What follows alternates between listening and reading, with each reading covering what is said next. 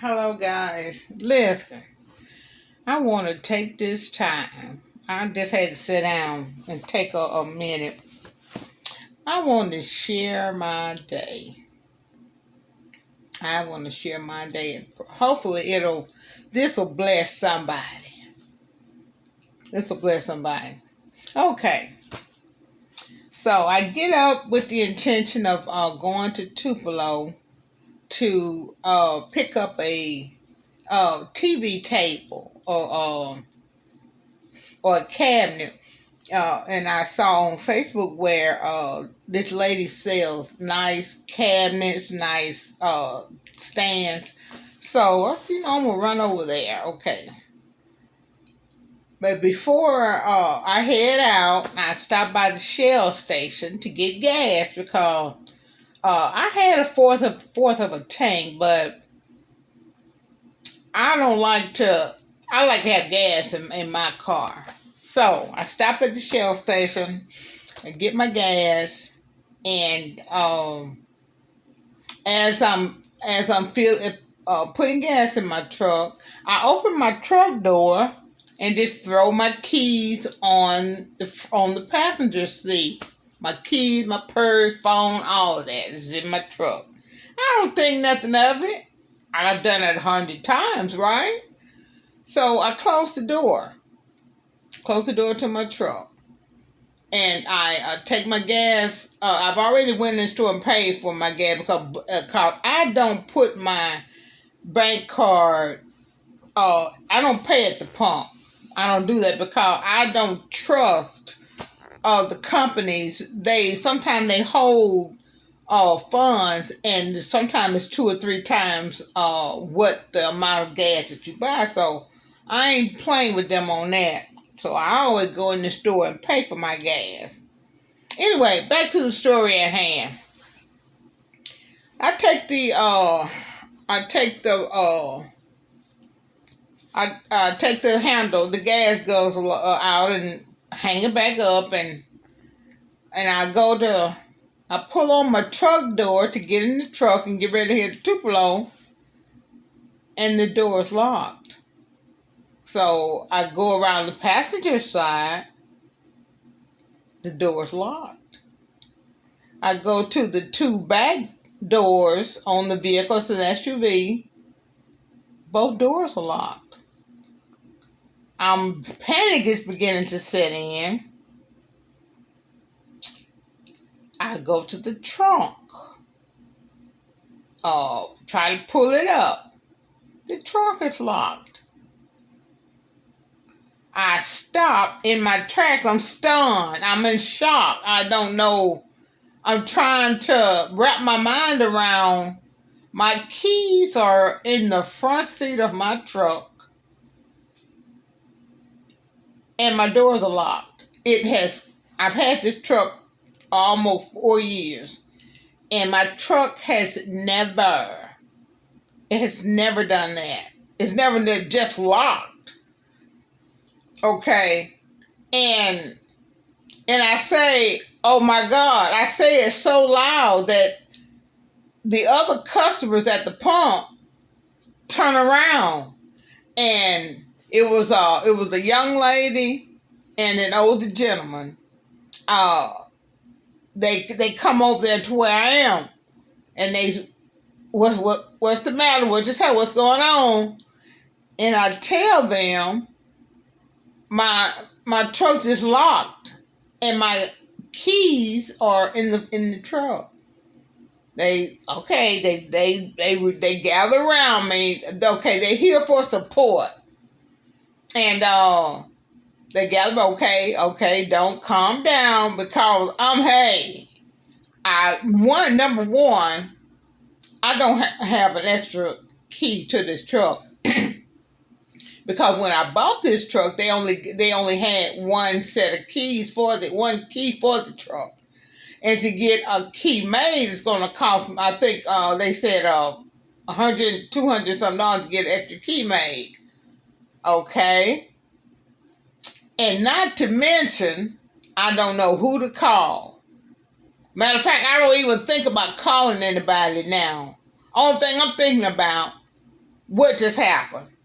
So the young lady, after she's telling me to take a breath, take a deep breath, and she is being, both of her and the older gentleman are being so precious.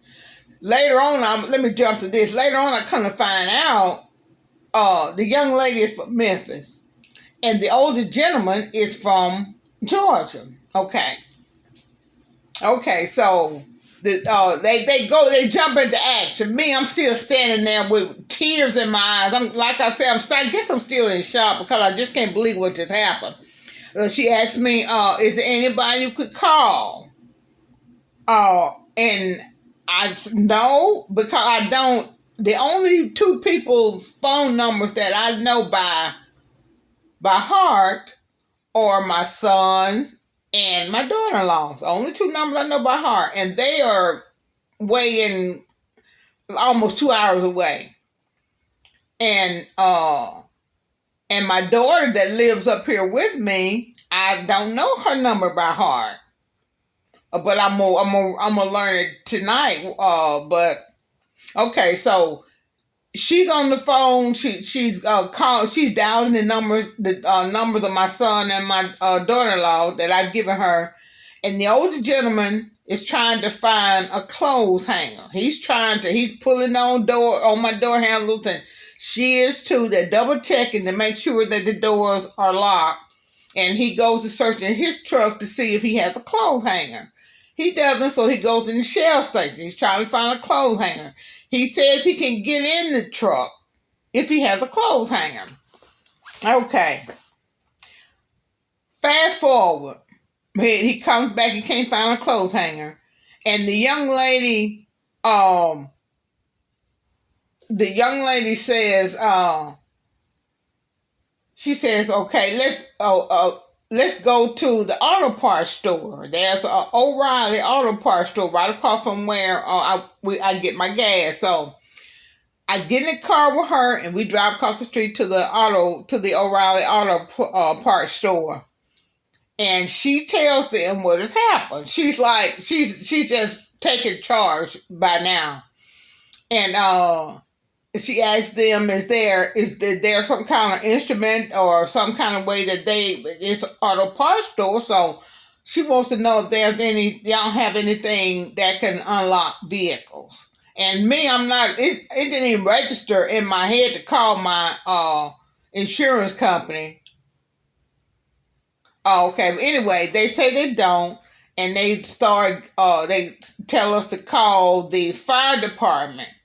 And I know that the police department, I'm thinking that the police department don't do it anymore, so I don't even think to call them. Not to mention, I have several friends on the police force, and I know they would have come and unlocked the truck, but my mind is not working right now. So we end up calling the fire department. They say they don't do it. And then another guy at the auto parts store, he said, well, call the tow shop. He said, I know that they will do it. He said, it's going to cost you. He said, but they will come up here and they'll unlock your truck for you. So we call them. And he says, just hold on now. I'm getting to it. I just want to let you know how good God is.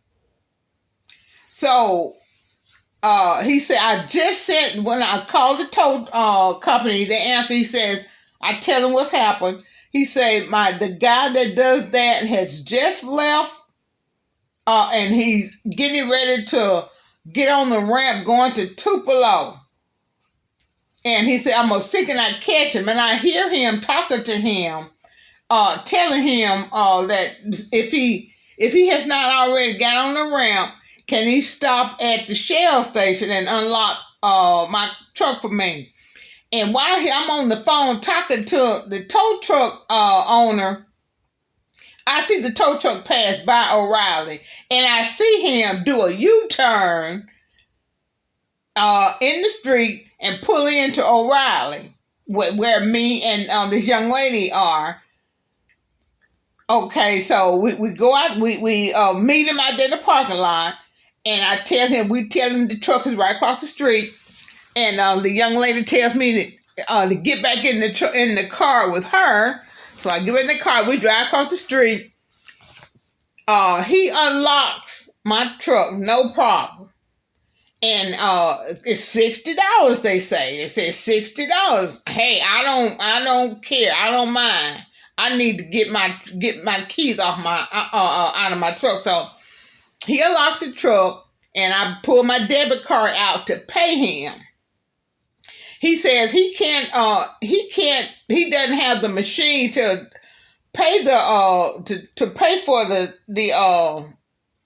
services, but his boss is on his way now because he has the machine. So 5 minutes later, his boss pulls up, and I go to hand his boss a bank card, and the young lady that has taken charge of the whole situation steps up and hands them her bank card. She says, "No, Erlene," she said, "let me pay for it." She said, basically, she said, I'll take care of that for you. She hands the man her bank card to pay for the $60 service that he just provided. And the man says, "No, you know what? Instead of 60, he said, I'm gonna just pay me half of that. $30, and that'll take care of all of that." But me and the young lady, we just jumping up and down and giving God, we just praising God, because the time she gave me her phone to call my son, it was exactly 10 minutes. It took all of this transpired, guys, in 10 minutes. To shorten the story, yesterday I was feeling down, I was feeling low. Feel my tears coming back on. I was feeling so alone. And knowing that that Taj's birthday is coming up in a couple of days. I'm thinking about my husband that passed in May. And I'm just thinking about just feeling kind of down. And just feeling like I really don't have anybody that I can call or depend on at the drop of a hat. I'm just feeling lonely. I'm feeling alone. I'm feeling all alone. And when this happened, I believe that God allowed all this to transpire to show me that you may feel like you're all alone. You may feel like you don't have anybody you can depend on. But let me show you. Woo, my God. Let me show you that I'm always right there. Because once again, remember I told you the door has never locked on its own like that. During all this, God already had a man from Georgia and a young lady from Memphis in place. He was at the pump on my right, and she was at the pump on my left. They were strategically, guys, hear me now. They were strategically in position. Oh my God, in position. So anytime you feel like you're all alone, you're by yourself, there's nobody you can depend on, God will let you know you got all you need when you got me. You got all you need when you got God.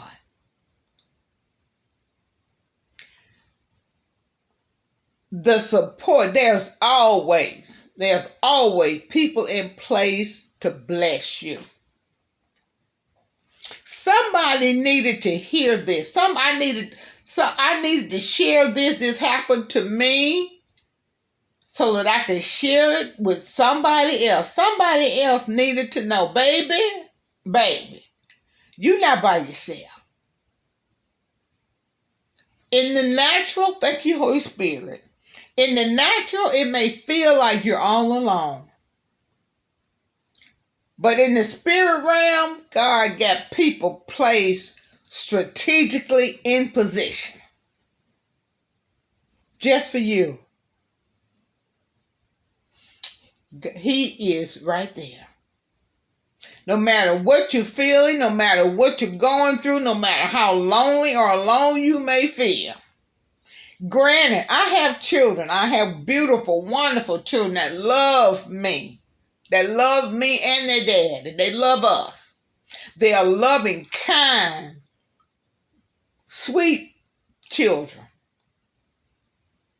But at the end of the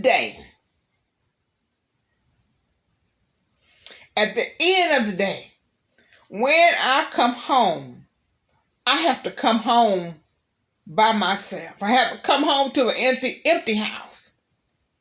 And sometimes that gets to you. If you say you're fine living alone or being by yourself, you're lying. Because sometimes it gets lonely. You may be alone. Or you may be lonely. Let me correct that. You may be lonely. But you are not alone. God is always right there. I pray that my sharing this testimony, sharing this has blessed somebody. And I know it has. Somebody needed to hear this. Somebody needed to hear this. God, I have gained a friend for life. I have gained a friend for life. We exchanged phone numbers. Hallelujah. And we've already began sending pictures of our families to one another. And I see now, I got a notification. She just sent me a picture of her and her children. She's a young married mother with 2 beautiful children. And when we departed from that service station, each person honored God in what was going on. And we hugged, guys. We didn't shake hands, we hugged. The tow truck driver, the tow truck owner, the young lady, and the man from Memphis. We all, up to 4 of us, hugged. Because we knew that this was my God. We knew that this was a divine intervention.